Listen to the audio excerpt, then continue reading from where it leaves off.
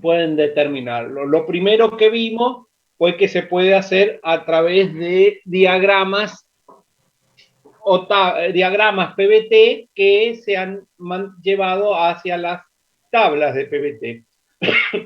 Y después, bueno, y se le incorporaron otras propiedades que todavía no las hemos visto, que vamos a empezar a verla hoy, como son la energía interna, la entalpía y la entropía. Pero era fundamentalmente para conocer cómo podemos, valga la redundancia, conocer las propiedades PBT, que yo les dije que fundamentalmente si tenemos tablas hay que tomar esos datos porque son experimentales y son más creíbles que aquellos datos PBT que yo puedo sacar por ecuaciones que vieron que son un montonazo. Luego vamos a ver al último que existe otras formas de sacar datos termodinámicos ya de la entalpía, la entropía, la energía interna, que son a través de lo que se llama propiedades residuales. Pero bueno, nos quedamos con esos dos métodos y ahora, ya sabiendo cómo sacar datos, de dónde obtener datos, vamos a empezar a hablar del primer principio de la termodinámica. Ya sé que se lo he repetido varias veces, pero el primer principio de la termodinámica históricamente viene después del segundo principio de la termodinámica y de la parte de lo que se llaman las máquinas térmicas, ¿sí? Fue en el año 1820 que Don Carnot enuncia su segundo principio de la termodinámica desde el punto de vista de la máquina térmica. Van a pasar 20 años cuando se enuncia, 1840, 1840, 45, empiezan a enunciarse el primer principio de la termodinámica con la experiencia de Joule y del equivalente mecánico del calor y del trabajo. Bien, entonces, viendo eso, vamos a ver que el primer principio fundamentalmente, lo vamos a ver en la clase del lunes que viene, habla de las transferencias de energía, de que una energía se transforma en otra. Eso es el fundamento del primer principio, que yo puedo transformar una energía en otra. Bueno, vamos a hablar del primer principio para sistemas cerrados, y ahí existen el sistema cerrado es el que transfiere energía, pero no materia. Es decir, hay una transferencia de energía desde el sistema al medio o desde el medio al sistema. Esas transferencias de energía son dos que son transferencia propiamente dicha, es decir, que se manifiestan ¿se acuerdan que entre el sistema y el medio hay una pared? Bueno, la transferencia de energía se manifiesta en esa pared, ¿sí? Se transfiere energía desde el medio al sistema o desde el sistema al medio.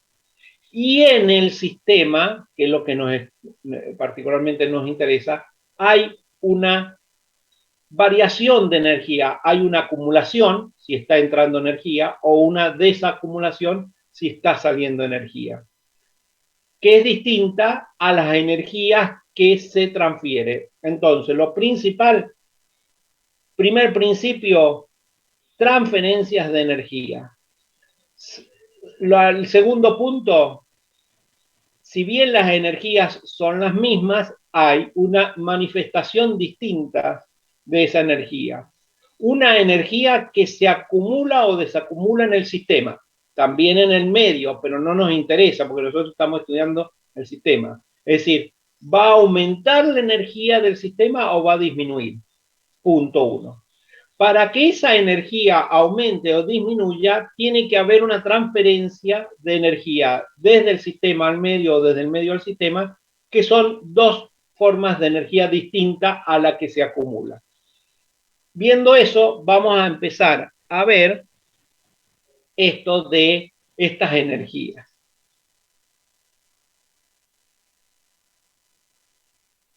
Bien, se ve la Sí, profe, se primera. ve. Sí, profe. Bueno, bien. Energía, transferencia de energía y análisis general de energía. Esto está sacado del Smith y del Senge. Acá presten atención, por favor, porque lo que vamos a hablar está basado en esto, en el Smith. No, una parte ahora le voy a decir, no en el Sengel, es lo mismo. El primer principio y el análisis es el mismo, pero hay un problemita con los signos en el Sengel, que nosotros no tomamos la convención del signo del Sengel, sí la del Smith. ¿Por qué? Porque es la del Smith está basada en las disposiciones de Yupak sobre todo lo que tenga que ver con la química y la física y las unidades y los signos, etc.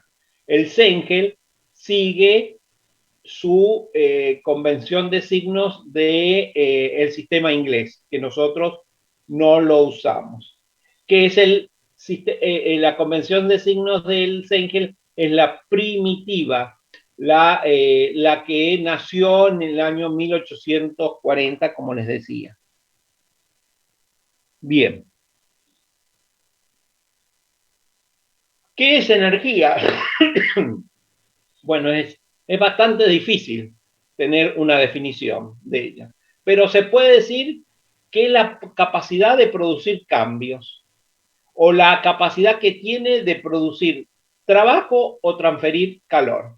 Pero bueno, no sabemos trabajo y aparte trabajo es una forma de energía y calor también es una forma de energía, es decir, que estamos dando vuelta en el mismo lugar. Pero es una capacidad de producir un cambio. Ustedes saben que existen muchísimos tipos de energía, ya han visto ustedes en física que hay energía cinética, energía potencial, del resorte, térmica, etcétera, etcétera, ¿sí? La cinética, la potencial, la térmica, la mecánica, la eléctrica, la magnética, la eólica, la química, la nuclear, la maremotriz, la solar, etcétera, etcétera.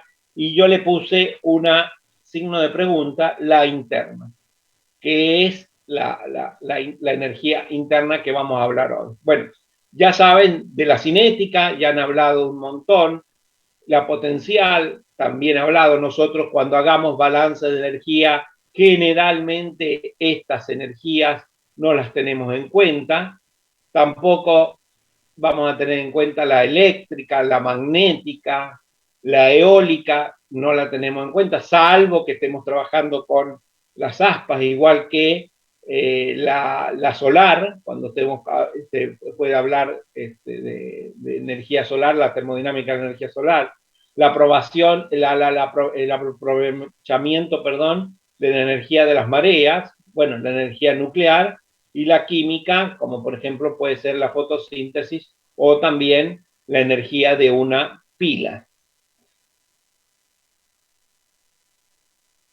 Si bien no vamos a hablar del primer principio hoy, sino de las energías que intervienen en el primer principio, vamos a hablar que esto es un primer acercamiento al primer principio del enunciado. La energía del universo se conserva.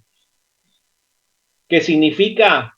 Que todas las energías se transforman unas en otras. La energía potencial en cinética, la cinética en potencial, etcétera, etcétera. Eso también lo vieron en física, ¿sí?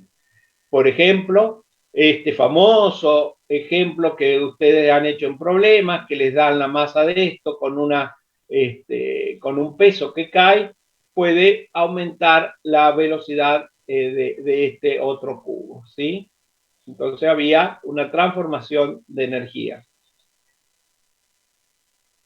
Y una que acá dio origen al estudio de la termodinámica como ciencia, la transformación de una energía química, que es la combustión del carbón, para que se transforme el vapor, el agua que está en los tanques de esta máquina de tren a vapor, en el agua líquida la transforma en vapor y eso hace accionar las ruedas del tren y puede llevar la carga un tren, ¿no? Eso fue la base de por qué empezó a estudiarse la termodinámica como una ciencia. ¿Sí? Entonces, la energía química del carbón se transforma, fíjense acá aparece energía interna. ¿Por qué? Porque el agua líquida se transforma en vapor y esto es debido a su energía interna. El vapor, que tiene una alta energía interna, se expande y la transforma en trabajo. Y ese trabajo lo transforma en energía cinética. Mire todas las transformaciones de energía que hay en este ejemplo. Por eso la energía del universo se conserva, porque se va transformando una de otra. ¿Sí? Bueno, acá en la energía química del carbón, a través de una reacción química, se transforma energía interna a través de un cambio de fase. Formas de intercambio de energía, sistema, entorno. Recuerda que nosotros no es que no nos interese el entorno. Por ahora lo que nos importa es la energía del sistema. Pero el sistema, como le dije, intercambia energía entre él y el entorno. Y el sistema también tiene energía. Ahora vamos a ver cuáles son. Bien, para sistemas cerrados, estamos estudiando sistema cerrado, cilindro-pistón, es por ejemplo, el motor de un cilindro de un motor de combustión de un auto. ¿Sí? El intercambio de energía entre el sistema y el entorno puede ocurrir de dos maneras solamente, calor y trabajo. Entonces, ya tenemos que el sistema intercambia energía con el entorno, es decir, puede entrar energía al sistema desde el entorno o desde el medio en forma de calor y trabajo. Puede salir desde el sistema hacia el entorno, hacia el medio, calor y, y o trabajo. Entonces, vamos a ver primero trabajo. Algo de esto han visto ustedes, pero lo vamos a ver cómo se transforma la ecuación de trabajo que saben ustedes para termodinámica en un sistema cerrado cilindro-pistón. El trabajo en termodinámica siempre representa un intercambio de energía, un intercambio de energía entre sistema y entorno. ¿Por qué recalco este? Porque el trabajo, vuelvo a repetir, se presenta en las paredes que divide el sistema del entorno. Es decir, resumiendo, no hay trabajo en un sistema, no hay trabajo en un entorno o en el medio. ¿Dónde hay trabajo? Bueno, se presenta como intercambio, también se llama energías en tránsito, porque va desde el entorno hacia el sistema, ¿sí? No está en el sistema o no está en el entorno, sino que se presenta cuando se transfiere energía desde el sistema al entorno o desde el entorno al sistema. Si tales cambios, porque hay un intercambio, implican un desplazamiento, las fuerzas que ejercen el entorno sobre el sistema, o más precisamente sobre las fronteras del sistema, entonces esto es muy importante, fuerzas que ejerce el entorno sobre el sistema o el sistema sobre el entorno, es lo mismo, ida y vuelta, sobre la frontera entre el sistema y el entorno. ¿Sí? Fuerza, variación o desplazamiento de quién? De fuerzas que ejerce el entorno sobre el sistema, repito, puede ser al revés, pero que se presentan sobre la frontera entre el sistema y el entorno. Si es esto, hay una producción de trabajo.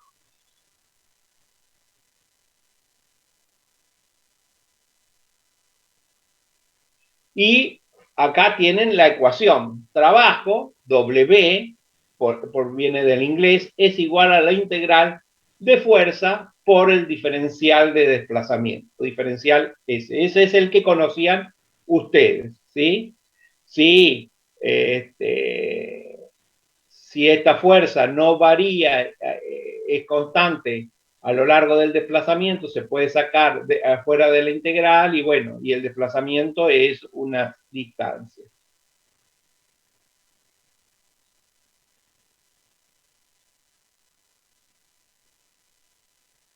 Es imposible realizar un trabajo sin consumir una energía. Esto también es importante, es decir, yo hice un trabajo, pero para hacer ese trabajo tengo que consumir una energía, ¿sí? Vamos a ver más tarde de dónde sale esta energía. Es decir, si el entorno, perdón, si el sistema hace un trabajo sobre el entorno, el sistema tiene que consumir una parte de energía para realizar ese trabajo. Entonces, energía es la capacidad para realizar un trabajo. Es una posible definición de energía.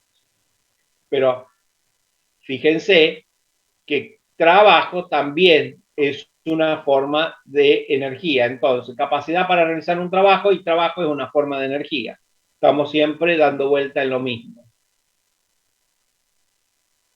¿Sí? Entonces, el trabajo realizado por un hombre es la fuerza aplicada, esta sería la fuerza, el peso del coso, por la distancia que mueve ese peso. Recuerden que la distancia es en la dirección de la fuerza que estamos haciendo. ¿Sí? También deben haber visto, y por lo tanto recordamos, que si graficamos fuerza en función de distancia, lo que queda debajo de la línea que me indica el movimiento que hemos hecho para trasladar esa fuerza, lo que queda acá, el área que queda, es el trabajo.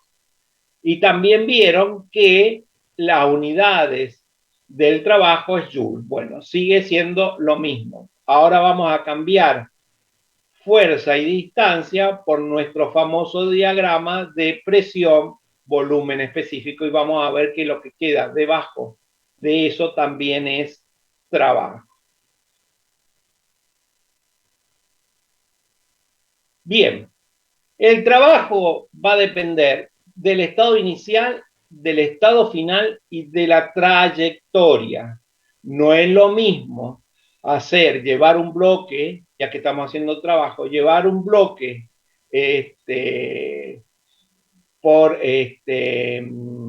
haciéndolo en forma de zigzag que en forma derecha. ¿Sí? Vamos a ver que el trabajo tiene un valor distinto. ¿Cómo depende de la trayectoria? ¿Cómo depende de la trayectoria? Decimos que el trabajo es una función de la trayectoria o camino. Como el trabajo es una función de la trayectoria, decimos que el trabajo es una función del trayectoria o camino. ¿Qué quiere decir? Que no es lo mismo hacer un trabajo yendo por un lado que yendo por el otro lado. Acá está fuerza, distancia, no es lo mismo hacer un trabajo de 1 a 2 por el camino A que de 1 a 2 por el camino B. Fíjense Si el trabajo era el área que tenemos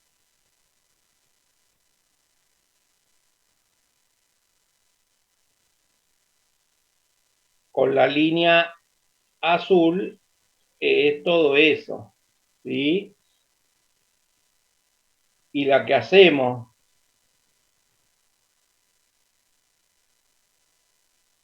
con el rojo, hemos cambiado el color, es ese que está acá.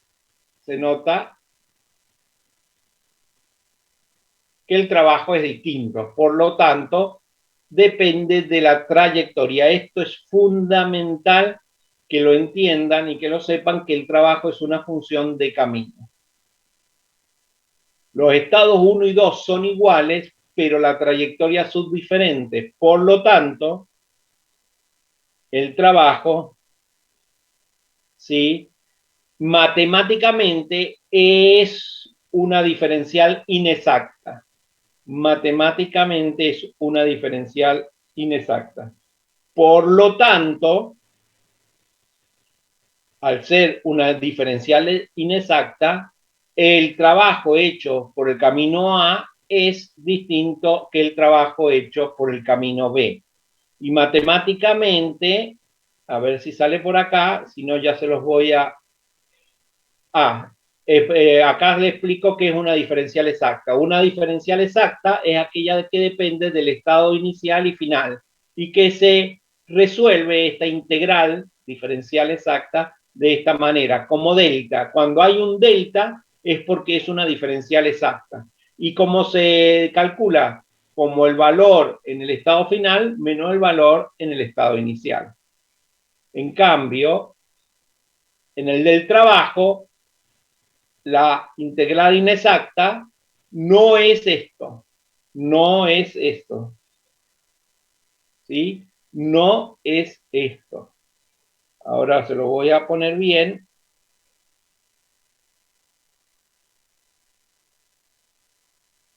Esto no es. ¿A qué igual el trabajo, la integral entre 1 y 2 de la diferencial exacta de W al trabajo 1 y 2? Así se escribe. Pero no como W2 menos W1 como en este caso.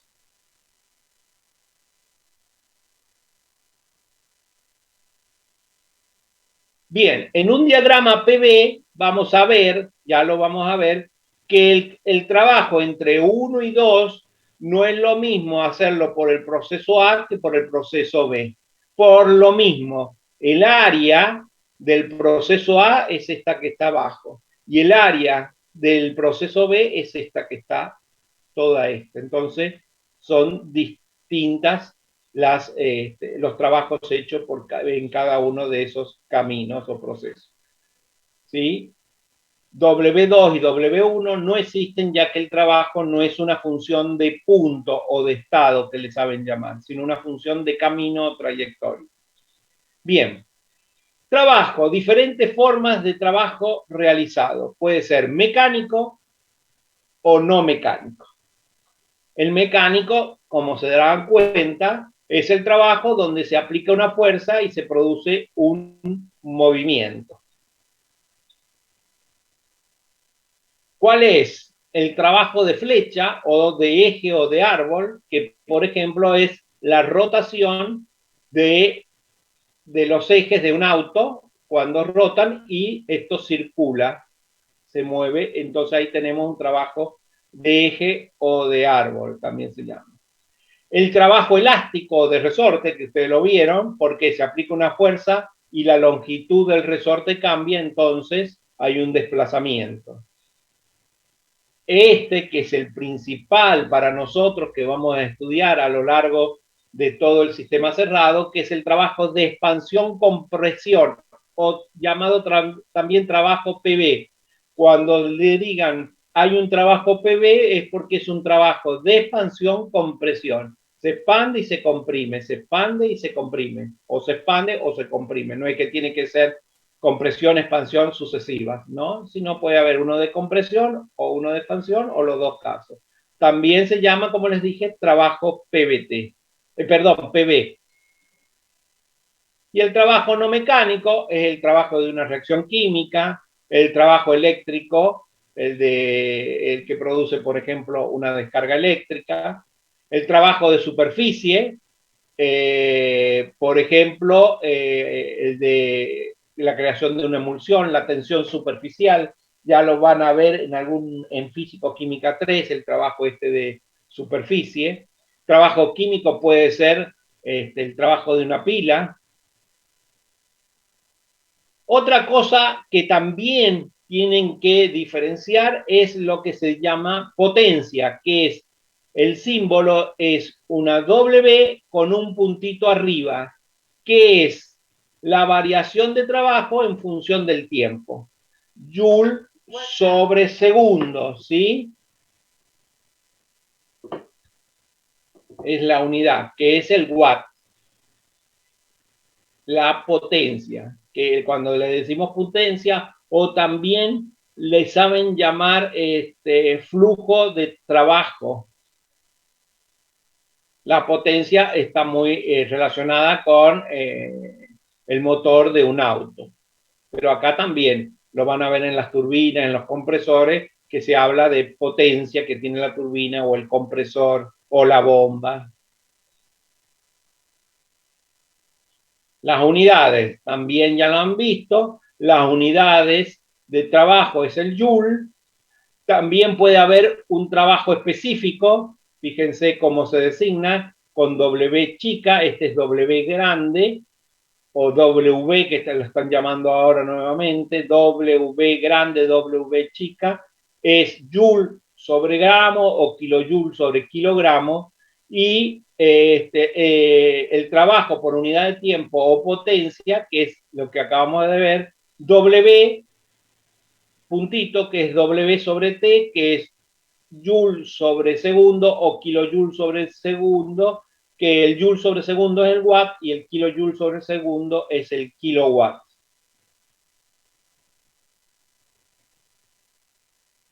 Bien, ¿se acuerda que había el trabajo PV? Bueno, trabajo de expansión o de compresión, ¿sí? El trabajo de expansión, ¿sí? Es cuando, por ejemplo, tenemos un sistema cilindro-pistón, acá lo han puesto de esta manera, tenemos un pistón con un pesito que mantiene un volumen de un gas inicial, ¿sí? Un volumen inicial del gas. Le sacamos uno de estos pesos, entonces se expande, por lo tanto hay un aumento del volumen. Si le hemos sacado un peso es que le hemos sacado una fuerza, ¿sí? Hay menos fuerza y por lo tanto hay un corrimiento, hay un desplazamiento. Hay una fuerza acá que están haciendo los pesos, cuando le sacamos uno hay menos fuerza y por lo tanto hay un desplazamiento. Este desplazamiento por unidad de área se llama variación de volumen, por el área de este pistón. ¿Sí? Entonces, en vez de hablar de fuerza por distancia, vamos a hablar de presión por, por el delta B, delta de volumen. Ese va a ser nuestro trabajo de expansión, compresión. Estos procesos, ¿se acuerdan? Dijimos que los vamos a estudiar en cuasi equilibrio, que significa que están casi en equilibrio infinitesimal, hay una diferencia entre el estado 1 y el estado 2, para poderlos estudiar. ¿Por qué? Porque los procesos en equilibrio son más fáciles de estudiar matemáticamente. Hay ecuaciones que los representan mejor que si fuera un proceso real, que no lo podemos definir a través de los procesos que vamos a ver ahora, sino que no sabemos cómo es un proceso cualquiera y entonces no tenemos ecuaciones matemáticas. Entonces, ¿qué es un proceso en cuasi equilibrio? Cuando hay una diferencia entre la fuerza inicial y la fuerza final, o entre la fuerza que le estamos haciendo con respecto a la fuerza que se le contrarresta desde adentro del sistema. Acá tenemos un cilindro pistón, acá tenemos una fuerza externa y acá tenemos una fuerza interna. Estas fuerzas están en cuasi equilibrio, lo que dice acá. Es la diferencia entre el valor de esta fuerza y de esta fuerza es infinitesimal. Y por lo tanto se va a mover un diferencial X, un desplazamiento diferencial. El trabajo es fuerza por ese diferencial, o la variación del trabajo es la fuerza por la variación de esa distancia o desplazamiento. Como la F interna, esta, es la presión interna por el área, es la presión que estamos ejerciendo por el área del pistón, y además, como la fuerza interna es igual o casi igual a menos la fuerza externa, ¿por qué? Porque una va en un sentido y la otra va en otro sentido, acuérdense que las fuerzas son vectores, sustituyendo la fuerza externa es menos la presión interna por el área del pistón.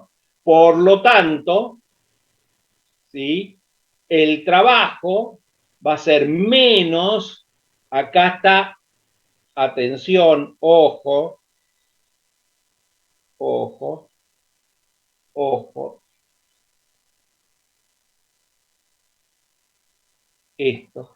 Porque en el Sengel van a encontrar que la fuerza es la presión por el área, ¿sí? Por lo tanto, en el Sengel van a encontrar esta misma ecuación, pero sin el menos, ¿sí? Acá está el primer cambio que se produce, ¿sí? Entonces, ténganlo eso en cuenta, nótenlo en un papelito, ojo con la definición de trabajo.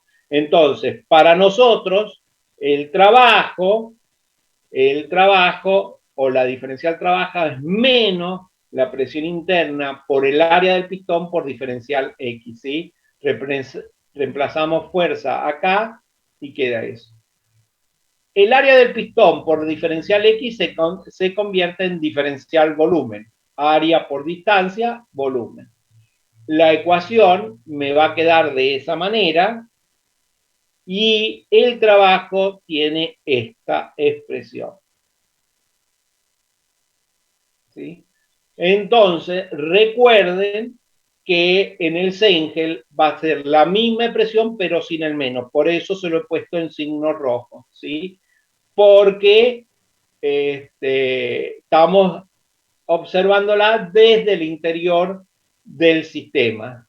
Por eso aparece ese menos que equilibramos, porque el trabajo que está haciendo el entorno sobre el sistema es este.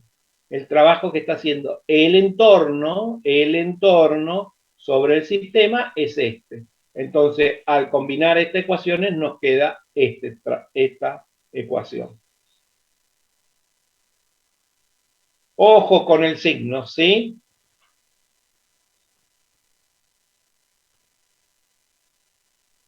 Bien, entonces, acá viene otra cuestión que hay que tener en consideración. Acá hay un trabajo que entra, fíjense, acá hay un trabajo que entra, ¿sí? Y hay una expansión, el pistón se expande. ¿Qué hay acá? Un trabajo que hacemos de compresión, trabajo de compresión, trabajo de compresión. Acá mejor véanlo, no que, sí, trabajo que entra, perdón, trabajo que sale, véanlo de esa manera, trabajo que sale y se expande, trabajo que entra y se comprime, trabajo que entra y se comprime, y acá es un trabajo que estamos haciendo con que estamos agitando. Entonces, la convención, trabajo realizado por el sistema, es decir, que se expande, un sistema que se expande, un sistema que se expande es negativo, a diferencia de el Sengel que lo pone positivo. Entonces, trabajo de expansión negativo. Trabajo de compresión positivo. ¿Sí? Trabajo de expansión es realizado por el pistón y es negativo, ya que sale del sistema. El trabajo de compresión es positivo, ya que entra en el sistema y se aplica sobre el sistema. El trabajo realizado por el agitador es positivo, ya que entra al sistema. Eso es muy importante, por favor, lo recalco varias veces porque ahí se equivocan. ¿Qué pasa? Con el Sengel se cambian los signos, pero también se cambia la definición de trabajo. Entonces quedan los resultados iguales en los ejercicios. Nosotros vamos a tomar, por supuesto, esta convención de signos. Entonces, trabajo que entra al sistema es positivo, trabajo que sale del sistema es negativo.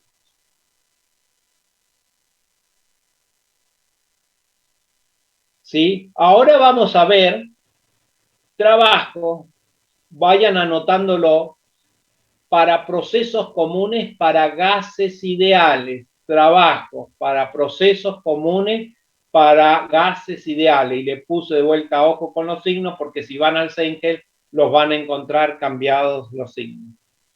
Proceso isocórico o isométrico a volumen constante, como es el trabajo. Fíjense en un diagrama P versus B, como es a volumen constante, volumen específico, entre el 1 y el 2 no hay cambio de volumen, si hay cambio de presión, la definición me queda que es el trabajo cero. Entonces el proceso isocórico, el trabajo es igual a cero.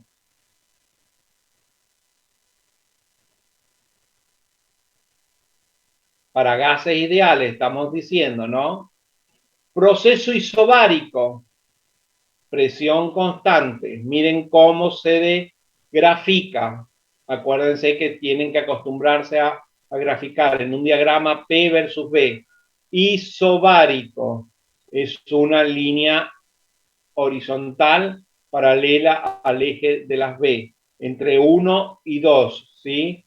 Si estamos aumentando el volumen, si estamos expandiendo, el trabajo va a ser negativo, recuérdenlo.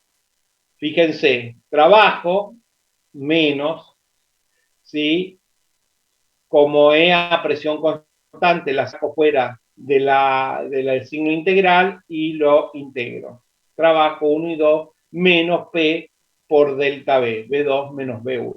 Si van al Sengel van a ver que este signo menos no está.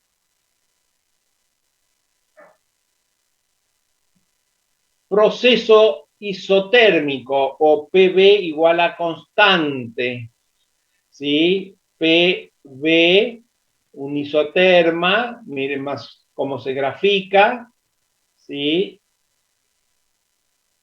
Y bueno, acá está toda la resolución, ¿sí? Y entonces me queda que el trabajo 1,2 es igual a menos P1, B1 logaritmo B2 sobre B1 o igual a menos P2, B2 logaritmo de B2 o B1. Este P1, B1 se puede sustituir por N, R, T1 y este P2, B2 por N, R, T2, ¿sí? Para gases ideales.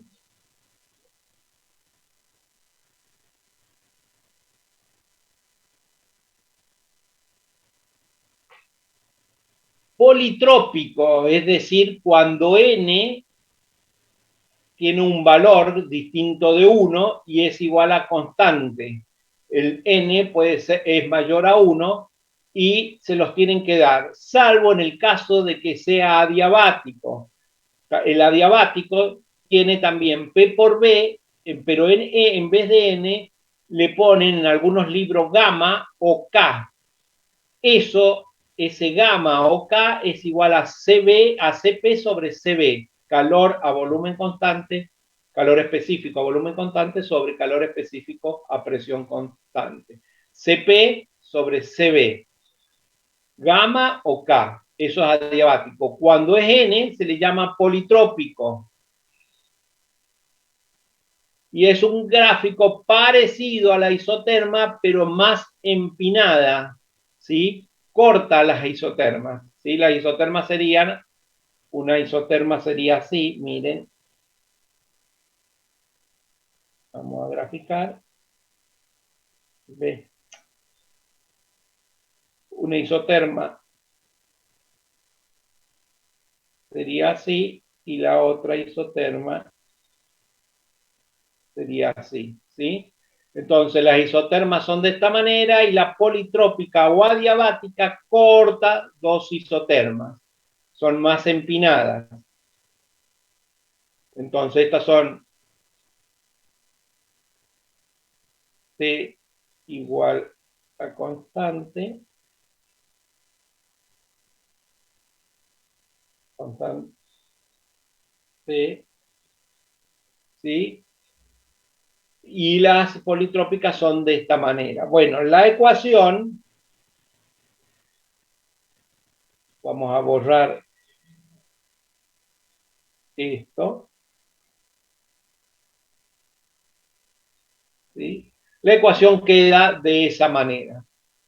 P2 por B2 menos P1 por B1 sobre 1 menos N. Esta ecuación puede usarse para cualquier sustancia si conocen P2, B2 menos P1, B1. Y puede ser usada para gases ideales porque P2, B2 es NRT2 y P1, B1 es NRT1. El N es constante porque es un sistema cerrado, no hay cambio de moles, ¿sí? Entonces, P2B2 es moles por R por la temperatura 2 en Kelvin y P1B1 es moles por R por T1.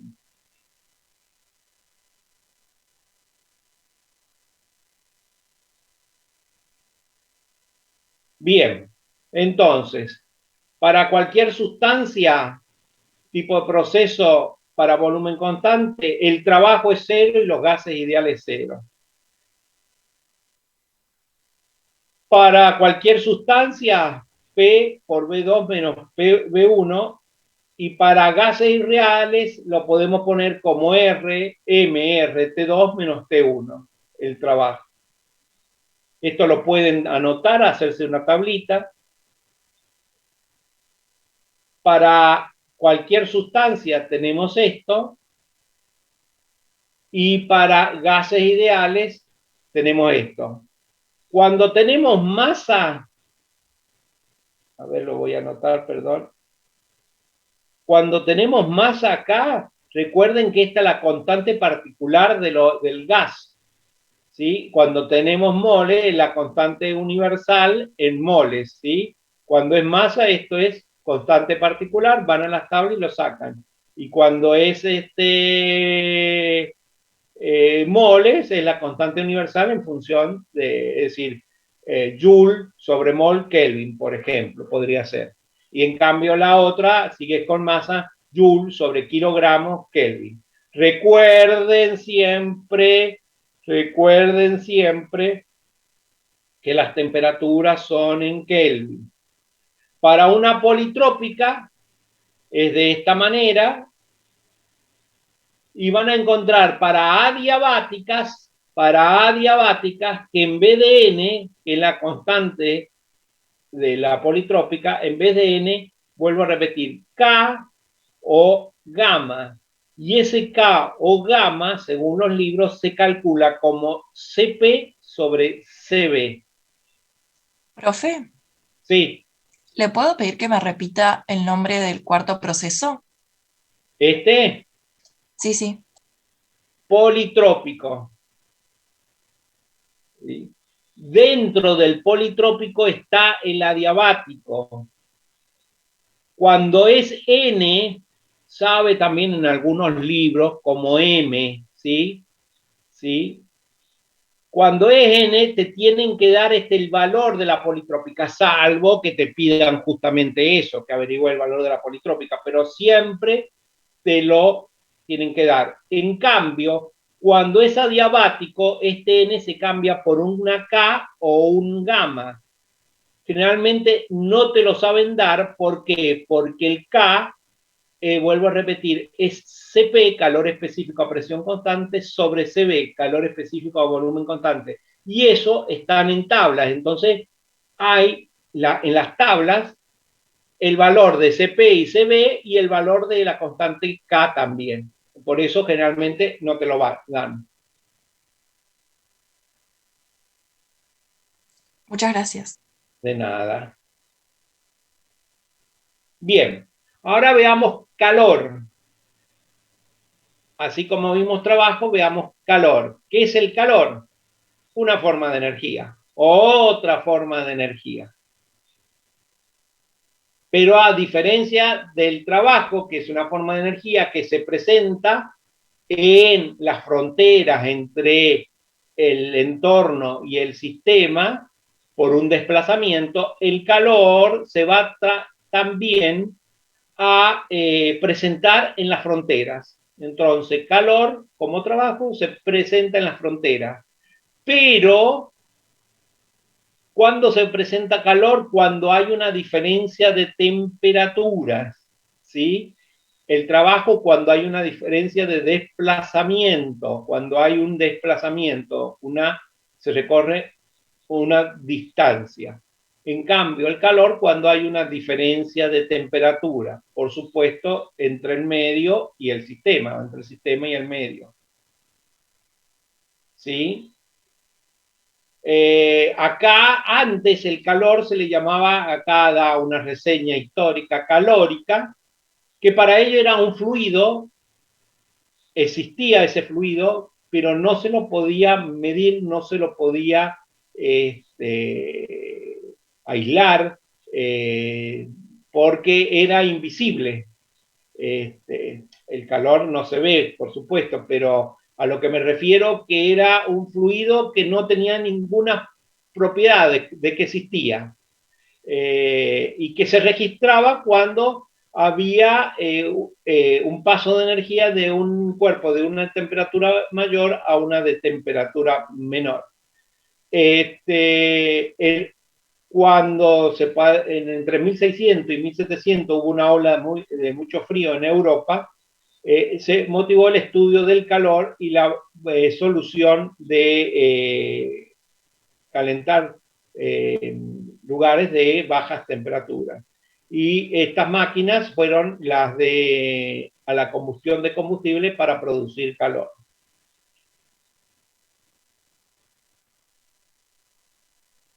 La idea de calor, de lo que conocemos como una forma de energía, fue propuesta por Benjamin Thompson, quien observó que piezas de acero, al ser perforadas, se calentaban. Postuló que la energía utilizada en el trabajo de perforación era transmitida a la pieza, ocasionando en ella un aumento de temperatura. Esto dio lugar a lo que el experimento de Joule de la parte de el equivalente mecánico de calor, a través de lo que estaba haciendo del estudio Thomson. Estaba haciendo cañones para la guerra y bueno, vio que cuando se hacía el agujero del cañón, estos se calentaban mucho. Entonces, ahí empieza a ver la idea de que calor y trabajo eran complementarios, tenían alguna relación entre ellos, ¿sí? Por supuesto, después se va a ver que son dos formas distintas de energía. Las ideas de Thomson, como les decía, fueron corroboradas por diversos experimentos, entre los que se destaca el realizado por James Prescott Joule, el famoso, que lo vamos a ver, lo vamos a recordar, el famoso experimento de Joule. Cuando entonces la temperatura de un cuerpo aumenta, también lo hace, miren acá aparece una nueva palabrita, energía interna.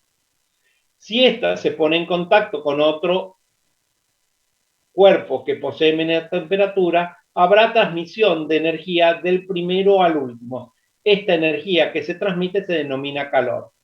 ¿Qué hay de importante en esto? Primero, que si aumentamos la temperatura, es decir, ingresa energía, la va a ser el ingreso de energía en forma de calor. Ahora, cuando calentamos a través de una llama, ingresa calor. Es entonces una energía también de tránsito como el trabajo. Cuando ingresa esa energía, aumenta la energía, que le vamos a llamar energía interna, del sistema.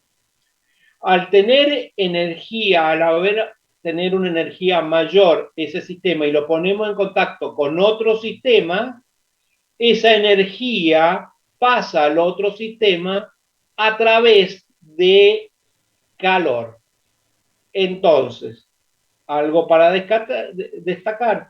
El calor es una energía que se presenta nuevamente en las fronteras y que se manifiesta por una diferencia de temperatura. ¿Entre quién? Entre un sistema y sus alrededores o su medio. ¿Qué es trabajo? Es una forma de energía que se manifiesta en la frontera debido a una fuerza que se desplaza. Ahí están las dos definiciones de trabajo y calor. Las dos son energías que se presentan en las fronteras, son energías en tránsito. Entonces, si tenemos dos cuerpos que tienen distintas temperaturas, una temperatura 1 es mayor que la temperatura 2, ¿sí? La temperatura 1 es del sistema y la temperatura 2 es del entorno, va a haber una transferencia de energía desde el sistema hacia el entorno a través de calor, ¿sí?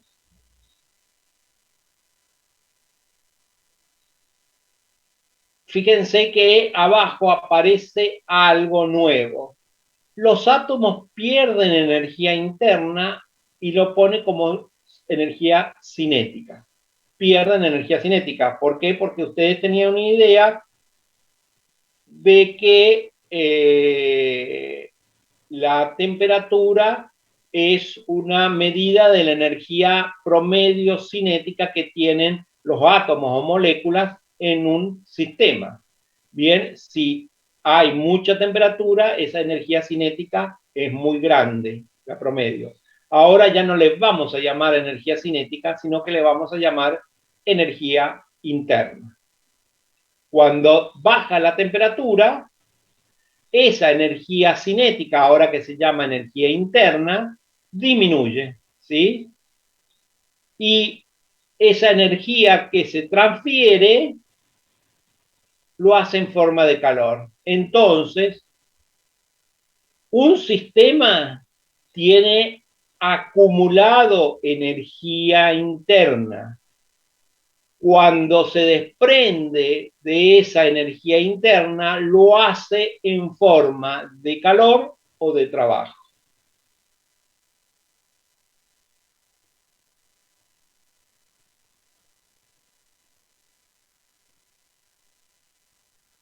¿Hasta cuándo va a perder calor?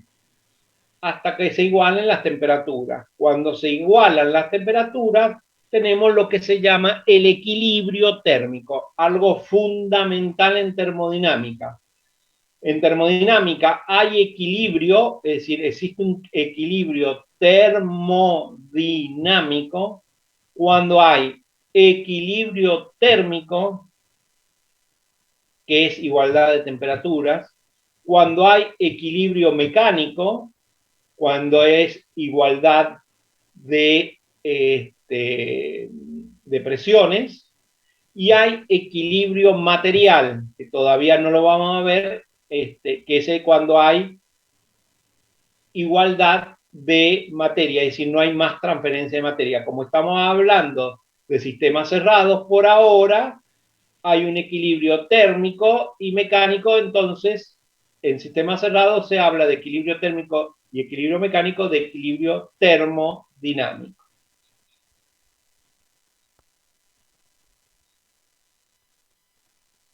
Bien, entonces el calor es una interacción energética entre el sistema y los alrededores. Hay una transferencia de energía debido a una diferencia de temperatura e involucra un cambio de temperaturas. Es una energía transitoria no almacenable, se asocia con un proceso y no con un estado, es decir, que es una función de camino o de proceso y no de estado, como el trabajo. Por lo tanto, matemáticamente, el calor es una diferencial inexacta, como el trabajo. ¿Sí? Acá esto es lo importante, que se los recalco porque después ustedes se confunden. Es una función de trayectoria y es no almacenable, no se acumula.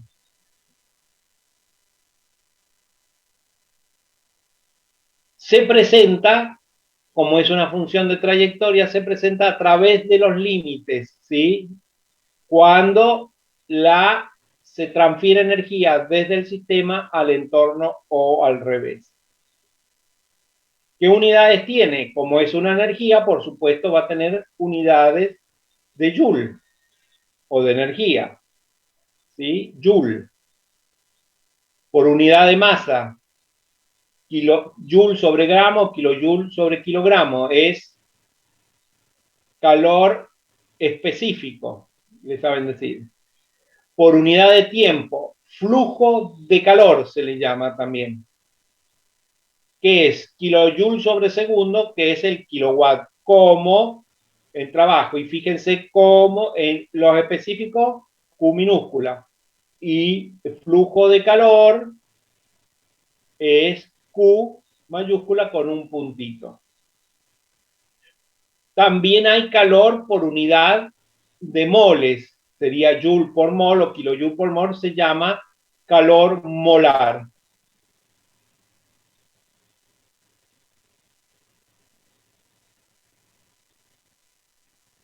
El calor que puede producir una variación de temperatura, un aumento o un calentamiento, pero también puede modificar el estado de la materia, es decir, puede pasar de sólido a líquido, de líquido a vapor, de sólido a gas o vapor o al revés, ¿sí? Que son los calores latentes. Recuerden eso, acá hay en transferencia de calor hay dos posibilidades.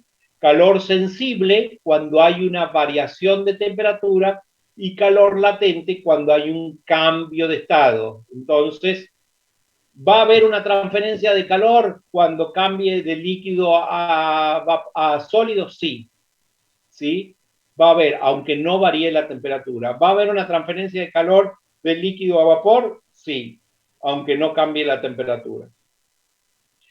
El calor va a depender de la cantidad de sustancia a la que le estemos transfiriendo ese calor o le estemos sacando, de la naturaleza de sustancia, del estado de degradación, el tipo de las moléculas, es decir, no es lo mismo sacarle o agregarle calor a un pedazo de hierro o a la madera o al hielo, o al agua líquida o al vapor, y también depende de la variación de temperatura esperada.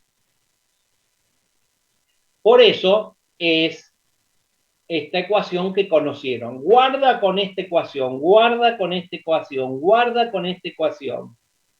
¿Sí? Guarda con esta ecuación. ¿Sí? Este calor es en forma general, es la masa, porque dice de sustancia, acá está el tipo de sustancia que se llama capacidad calorífica, AT y P, que depende de la temperatura y la presión, y de la variación de temperatura. Esto guarda con utilizarlo, por favor. Ojo, ojo, ojo, ¿sí? Guarda, no siempre se puede utilizar, por favor. No siempre se puede utilizar. Se los digo porque van derechito y porque lo vieron en física y dicen calor igual a masa por capacidad calorífica por delta T. No es así. es de acuerdo a ciertas condiciones. Por favor, guarda con utilizar esta ecuación. La de trabajo ya les dije que siempre es la integral de P diferencial B, siempre, para cualquier sustancia y para cualquier transformación se transforma en las ecuaciones que vimos recién. Pero este calor bajo ciertas circunstancias, ¿sí? Ya la vamos a ver. Convención de signos. Calor que entra al sistema es positivo. Calor que sale del sistema es negativo. Lo mismo que trabajo, ¿sí? Yo les cuento que Yupac dio esta nueva convención de signos porque dice que toda energía que hace aumentar, toda energía que entra al sistema y que hace aumentar la energía interna tiene que ser positiva. Toda energía que sale del sistema y hace disminuir la energía interna tiene que ser negativa. Por eso es esta convención de signos. La antigua, la que usan muchos libros ingleses o el Sengel, es una convención que dice, si yo puedo aprovechar trabajo, es positivo. Si yo pierdo trabajo, es negativo. Por eso ese cambio de signos. ¿Sí? Pero nosotros lo estudiamos, vuelvo a repetir, de acuerdo a esta convención de signos. Modo de transferencia de calor, eso ya lo van a ver cuando estén más adelante, pero nosotros las nombramos conducción, convección y radiación. Conducción, ¿cuál es? Cuando ponemos, por ejemplo, una varilla de acero sobre el fuego. Por conducción se transmite el calor y en un momento dado vamos a sentir calor en la mano. Por convección, perdón, es el calor que se transmite por un calorama, ¿sí? Esa transferencia de calor, ustedes no están cerca, pero sienten que la habitación está que se ha calentado. Y por radiación es el sol, transfiere energía en forma de calor, ¿sí? Por la radiación. Una cuestión, cuando un proceso es adiabático, el diferencial Q es igual a 0 o Q es igual a 0. ¿Sí? No hay transferencia de energía en forma calorífica. Proceso adiabático, Q es igual a 0. Comparación entre trabajo y calor. Las dos son energías transitorias, es decir, no se pueden almacenar. Son funciones de trayectoria, es decir, que depende del camino. Se observan cuando atraviesan los límites del sistema. La diferencia es que el trabajo se presenta cuando hay un desplazamiento y el calor cuando hay una diferencia de temperatura. Pero son energías transitorias, es decir, no se almacenan, son funciones de la trayectoria, dependen del camino, y se observan cuando atraviesan las paredes del sistema o los límites. Acá a nivel molecular, fíjense la diferencia, es cuando hay una transferencia de energía en forma desordenada. En cambio, el trabajo hay cuando hay una transferencia de energía en forma ordenada. Las moléculas se desplazarían en forma ordenada. ¿De quién? Desde el sistema hacia los alrededores. En cambio, el calor, la energía se desplaza, fíjense, se desplaza en forma desordenada entre el sistema y los alrededores. Fíjense dónde aparece el calor, acá, en los límites, en las paredes, ¿sí? En los límites esos que pueden ser reales o no reales, ¿se acuerdan? Que cuando vimos las paredes, bien. Cuando una pared es adiabática, ¿sí? No hay transferencia de calor. Por ejemplo, el termo no deja pasar el calor. Este calor y este trabajo se manifiestan acá, acá, acá, acá. Cuando está acá en el sistema está como energía interna. Cuando está acá en los alrededores está como energía interna. El trabajo se manifiesta acá, acá, acá.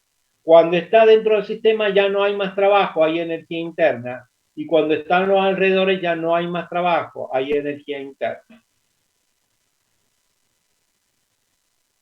Ambas son formas de variar la energía del sistema. El calor es una energía desordenada y el trabajo una energía ordenada. No son funciones de estado. Espero que le haya quedado esto. Bueno, y la convención de signo es esta. Trabajo y calor que entra, positivo. Trabajo y calor que sale, negativo. ¿Y dónde se presenta el calor y el trabajo? Acá, en las paredes. ¿Sí? ¿Cuál es el experimento de Joule? El equivalente mecánico de calor. Ese señor, físico alemán, va a hacer este experimento.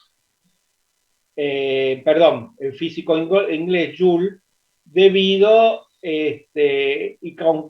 conjuntamente con von Mayer. Lo hacen al mismo tiempo, pero Joule se le da el crédito porque lo publica antes que el físico alemán von Mayer.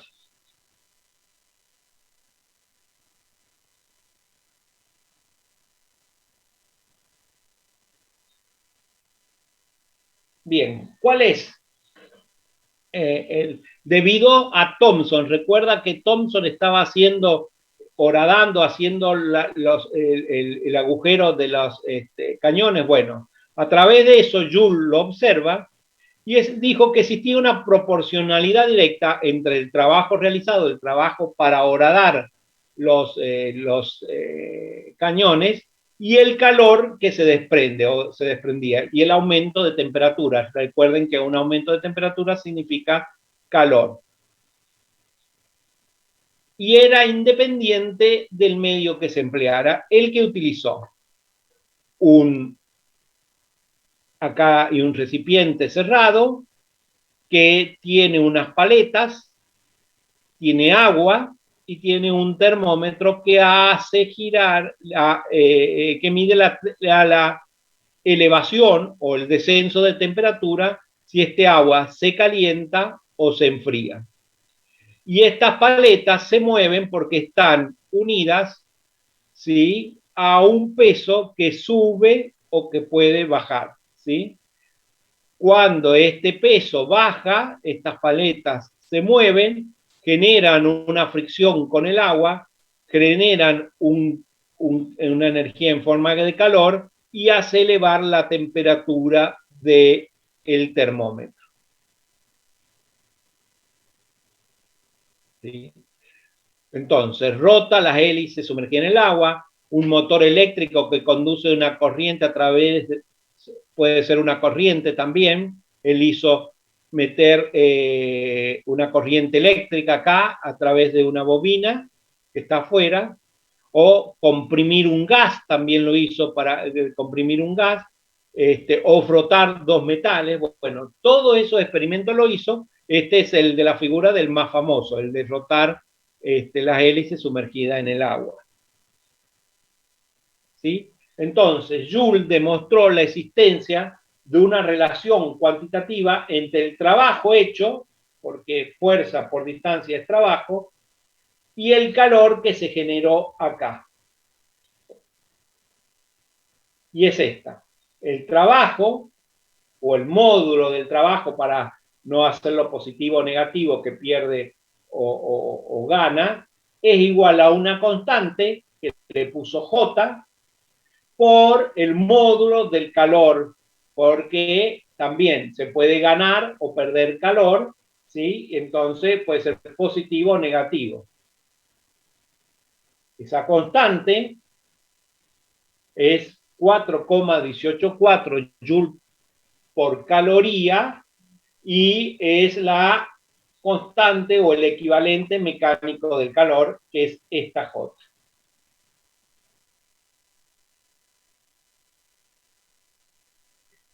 Los experimentos de Joule llevaron a establecer el siguiente enunciado: el cambio de estado de un cuerpo dentro de un recipiente cerrado adiabático. Me olvidaba decir que esto era un recipiente adiabático, es decir, únicamente podía entrar energía a través del movimiento de las paletas y bajar esto. No podía entrar energía o calor en forma, porque esto era adiabático. No podía entrar energía en forma calórica. Desde el estado inicial a un estado final implica la misma cantidad de trabajo sin importar el camino por el cual fue realizado. Por lo tanto, fue necesario definir alguna función que dependiera solamente del estado interno del sistema, la función energía interna. ¿Qué está diciendo esto? Que independientemente si el trabajo yo lo hago, el trabajo yo lo hago bajando, subiendo la pesita, o un trabajo eléctrico a través de una bobina, ¿sí? Independientemente del camino, ahí son dos caminos distintos, acá se acumula energía.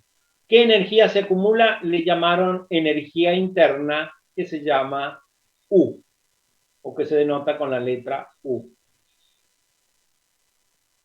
Entonces, en un sistema que ahora le vamos a llamar masa de control, sistema o masa de control, se puede intercambiar energía en forma de ¿qué? Ya lo hemos visto, en forma de calor o trabajo. ¿Sí? Puede entrar o salir trabajo, puede entrar o salir calor. Cuando llega al sistema, esa energía que se intercambió, ¿sí? Se acumula acá, o se desacumula si está saliendo, se acumula como otra forma de energía que se llama energía interna.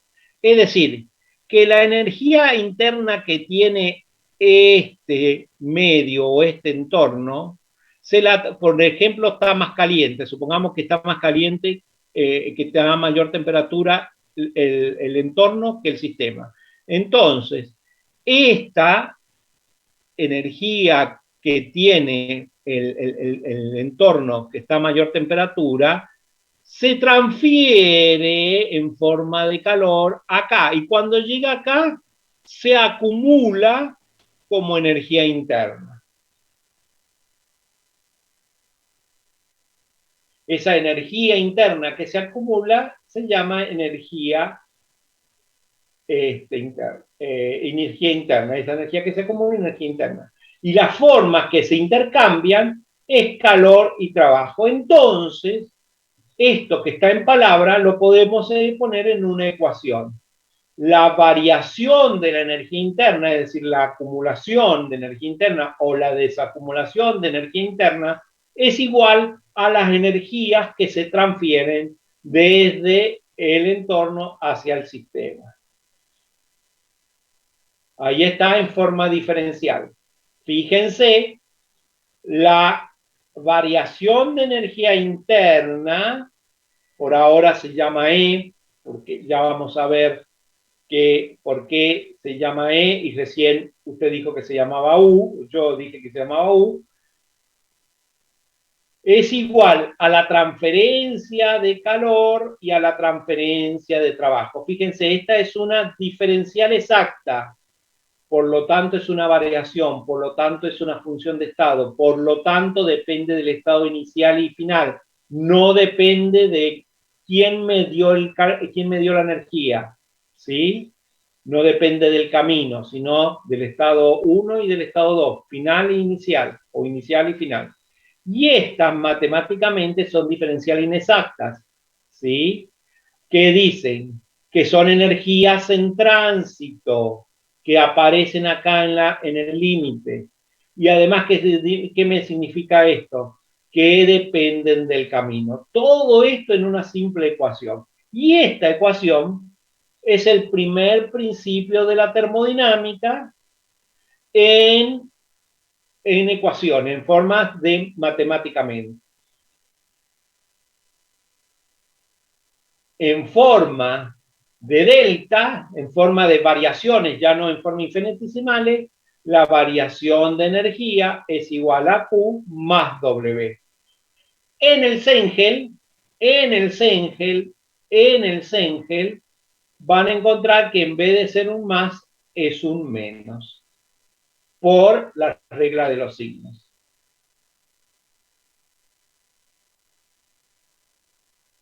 El cambio de energía de un sistema cerrado es igual al calor suministrado más el trabajo realizado sobre el sistema.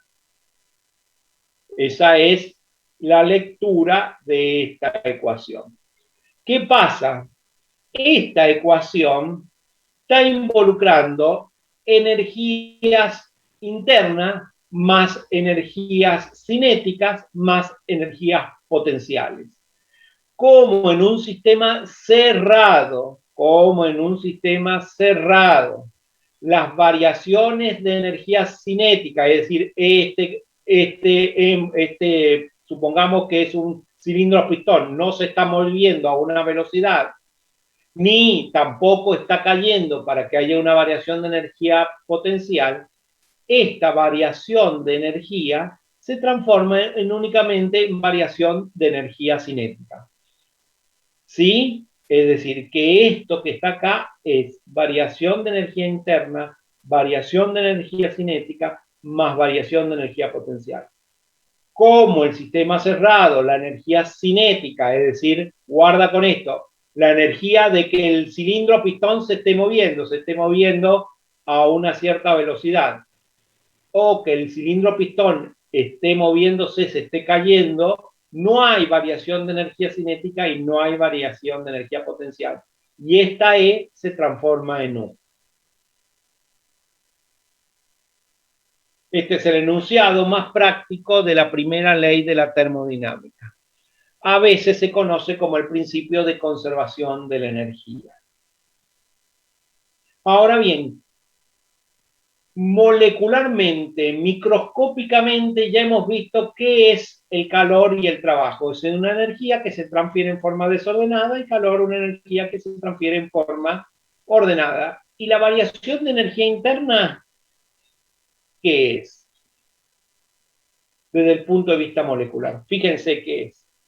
Es el movimiento de las moléculas, no del aparato, es el movimiento de las moléculas, ya sea se traslada, ya sea que rote, ya sea que vibre, ya sea interacciones, las fuerzas de interacciones, es decir, por ejemplo, dipolo-dipolo, las fuerzas de Van der Waals, las reacciones químicas, las energías nucleares, todo eso es la energía interna.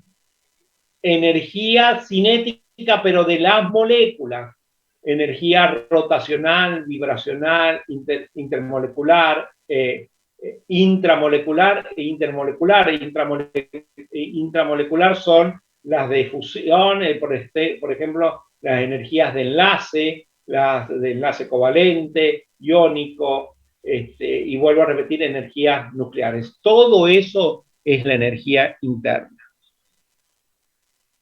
Bien, y acá vean lo que les decía del calor. Como la variación de energía interna no se puede medir, lo tenemos que hacer en forma indirecta, utilizando aparatos que son calorímetros y el estudio de la calorimetría a volumen constante. ¿Qué es un calorímetro a volumen constante? Es un recipiente en la cual no varía su volumen. Si no varía su volumen, significa, por el primer principio, que el trabajo no existe. Entonces, delta U queda igual a Q, porque W no existe. Si el volumen permanece constante, delta B es igual a 0, trabajo es igual a 0. Por lo tanto, lo vimos recién, delta U es igual a Q. Y Q ahora recibe un nuevo nombre que se llama Q sub B. calor a volumen constante. ¿Sí? Entonces, delta U para un proceso a volumen constante es igual a Q sub B. Y Q sub B va a ser igual ahora, ¿se acuerdan recién la ecuación? A M por C sub B, no C, sino C sub B por delta T. Fíjense ahí la cuestión. Cambió la ecuación. M por C sub B por delta T. ¿Qué es C sub B? Es calor específico o calor molar a volumen constante. Que eso están tabulados. Y es igual a delta U. Y miren lo importante que es. Como delta U no depende del camino, ahora delta U para gases ideales, para gases ideales, para gases ideales, va a haber, voy a ver si puedo escribir, va a ser igual a N o M por C sub B por delta T. Esa ecuación, N por C sub B, que sería el calor molar a volumen constante, por delta T, siempre, siempre, siempre, siempre se va a utilizar para calcular delta U. Delta U. Para cualquier proceso, sí, para cualquier proceso que estemos usando, un proceso adiabático, un proceso isotérmico, un proceso isotrópico, un proceso isocórico, un proceso isobárico, un proceso politrópico. Siempre, siempre. ¿Por qué? Porque no depende del camino, depende del estado inicial y final, y entonces lo voy a calcular con esa ecuación que ya la acabo de enunciar. Entonces, cuando haya un proceso para gases ideales, pongan siempre bien grande, gases ideales, G y gases ideales, delta U es igual a Q sub B. Y por lo tanto, Q lo voy a calcular de esta manera, pero únicamente para un proceso a volumen constante. ¿Entienden la diferencia? A ver si alguien me lo puede decir. ¿Cuándo puedo usar delta U?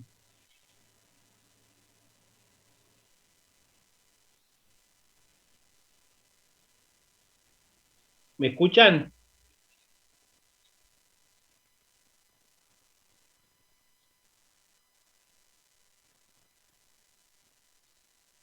Profe, ¿Esa sería fórmula de delta U, siempre profe? ¿Cómo? ¿Se refiere a esa fórmula que puso recién Sí, a esta. para gases ideales? ¿Pero cuándo? ¿En qué proceso? Cuando el volumen es constante. ¿Cómo? En todos los procesos, ¿o no? En todos los procesos este delta U se puede usar, en todos. ¿Cuánto valdría delta U para un proceso isotérmico?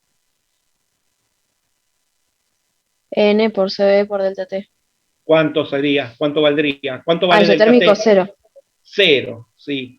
Exacto, cero. Entonces, delta U para un proceso isotérmico, porque es con esta ecuación para gases ideales, ¿sí? Vale cero. Fíjense que dije gases ideales. ¿Por qué? Un proceso, por ejemplo, el cambio de estado de líquido a vapor. ¿Hay variación de temperatura? No. No. Delta T es igual a cero. ¿Y delta U valdrá cero para un cambio de estado? no, entonces No. no sería concluyente, por eso no lo podemos utilizar. Exacto. Fíjense la diferencia.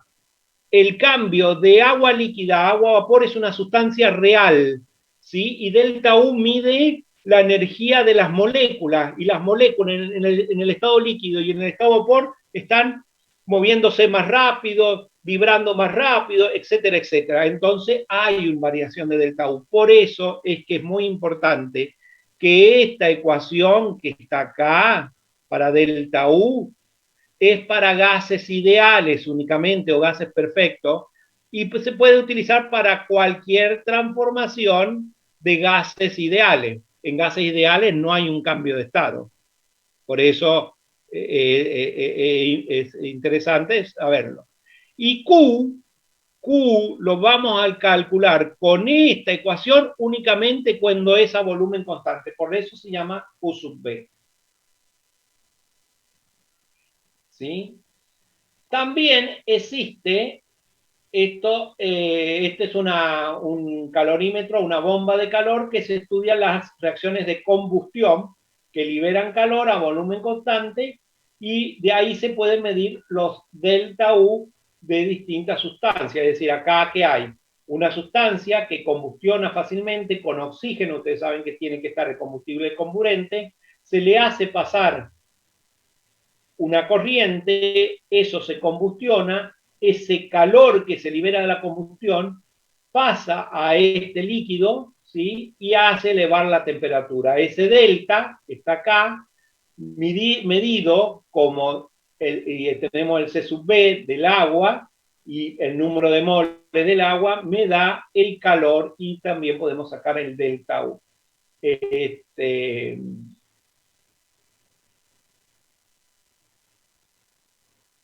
Estas paredes son adiabáticas. Bien. Y por último, terminamos, si bien no, ya la vamos a definir más tarde, vamos a definir una nueva función, entalpía. Por ahora la vamos a definir matemáticamente. Es una combinación, la entalpía, de la energía interna, de la presión y del volumen, ¿sí? Como la energía interna y la presión por volumen es una función de estado, la entalpía también es una función de estado. ¿Dónde se utiliza mucho la entalpía? Cuando los procesos son a presión constante. La energía interna a volumen constante, la entalpía a presión constante. Por eso, no sé si recordarán que cuando ustedes calculaban calores de reacción en química general, buscaban variaciones de entalpía, porque generalmente las reacciones se hacen a presión constante. Entonces, se medían variaciones de entalpía. Lo mismo que hacemos con la energía interna, la entalpía se mide con calorímetros, pero son calorímetros diferenciales a presión constante, y así se obtiene H. De la misma manera, ¿sí?, que la energía interna, la entalpía es una función de estado, delta H, H final menos H inicial. Lo importante de esto, que así como recién vimos que delta U es igual a Q sub B, delta H es igual a Q sub P. Y esto es igual, esperen, lo vamos a escribir, es igual a N por C sub P, perdón, en el P grande, lo vamos a ver si lo borramos.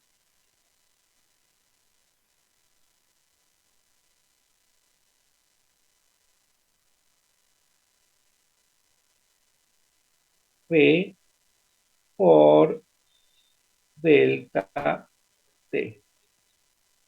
Por supuesto, T absolutas, C sub P, que es el calor específico, calor molar a presión constante, que están en tablas para las distintas sustancias. Y N es el número de moles. Nuevamente, lo mismo que le hice recién. Q sub P es igual a N por C sub P por delta T. un Q, fíjense, recién definimos Q sub B, es decir, que hay Q para cada proceso. Por eso les decía la primera definición, guarda cuando la van a utilizar.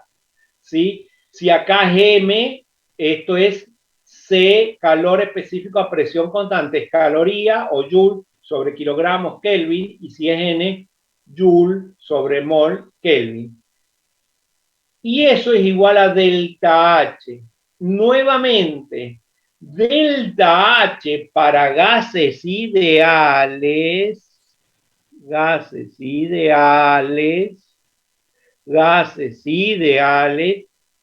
se utiliza esta ecuación. En cualquier proceso, sí, en cualquier proceso delta H. Delta H es igual a N por C sub P por delta T, porque es una función de estado, no depende del camino, y como el estado está acá, entre la temperatura 2 y la temperatura 1, entonces delta H es igual a esto. Y Q únicamente es igual a esto cuando es un proceso a presión constante. Se lo he repetido porque van a los ejercicios y a los parciales y lo hacen mal. Por eso quiero que les quede claro. Calor intercambiado a presión constante, ¿sí?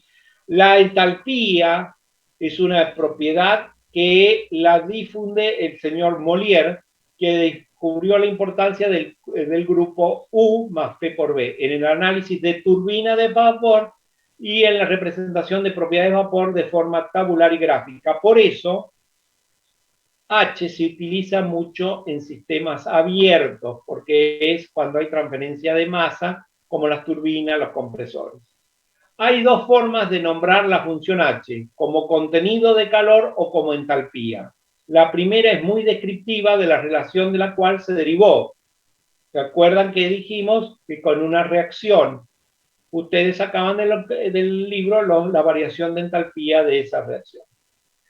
Pero puede ser incorrecta cuando H es usada en relación a un proceso que no son a presión constante, donde H no es igual a Q. Fíjense, entonces, cuando el proceso no es a presión constante, delta H no es igual a Q.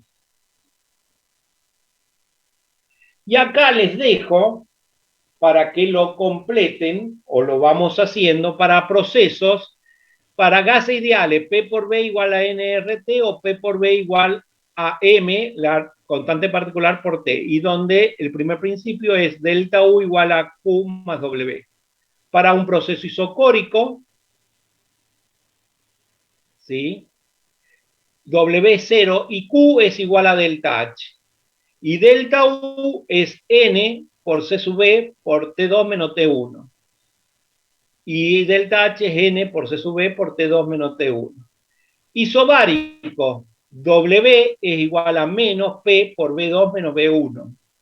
Q es igual a delta H. Fíjense cómo cambió Q. No se puede entonces concluir que Q vamos a utilizar siempre de la misma manera. No. Q lo tenemos que sacar indirectamente, Q lo debemos sacar indirectamente después de haber sacado W, y siempre que no nos den como dato, y nos den delta U o delta H. Bueno, para un proceso isotérmico, para gas ideal, delta U vale 0 y delta H vale 0, y para un proceso adiabático o para un proceso politrópico, delta U es esto, fíjense que sigue siempre siendo lo mismo, y para un proceso politrópico lo mismo, y el delta H. Y para un proceso adiabático, Q igual a 0. Bueno, ahora faltaría que ustedes completen, esto lo vamos a completar después cuando veamos variación de entropía, que completen para un proceso isotérmico cuánto vale W, ya lo vimos, para un proceso adiabático y para un proceso politrópico. El politrópico y el adiabático, los trabajos es lo mismo, nada más que en el politrópico aparece el coeficiente N y el adiabático aparece el coeficiente W. Bueno, con eso terminamos. Todavía no hemos empezado a hablar del primer principio. Espero que lo hayan entendido, no sé si hay alguna duda. Lo más importante que tienen que poner en sus notas es calor y trabajo son funciones de estado. Son funciones de camino, no son funciones de estado. Se presentan en la interfase o en la pared. Trabajo tiene una forma de calcularlo. Trabajo y calor que entra positivo, trabajo y calor que sale negativo. Trabajo para gases ideales hay unas formas para calcularlo, lo hacen y lo ponen en esa planillita. Luego calor, lo mismo que trabajo, nada más que no hay una fórmula específica para calcular el calor. Es lo último cuando se le da un problema que calculen, salvo que le den el calor en el enunciado, ¿sí? Cuando tienen que calcular. Y luego apareció en tal energía interna, ¿sí? Que es la suma, el primer principio, que es la suma de calor más trabajo. Y es una función de estado, ¿sí? Es decir, depende del estado inicial. Y para gases ideales, la ecuación es M o N por C sub B por delta T. Para gases ideales, vuelvo a repetir. Y de paso aprovechamos y entró entalpía, que más se utiliza para procesos donde hay transferencia de masa, y que para gases ideales la entalpía se define como N por C sub P por delta T o M por C sub P por delta T. Eso es más o menos lo que tienen que tener y con eso van a poder hacer los problemas. ¿Sí? ¿Alguna duda de esto?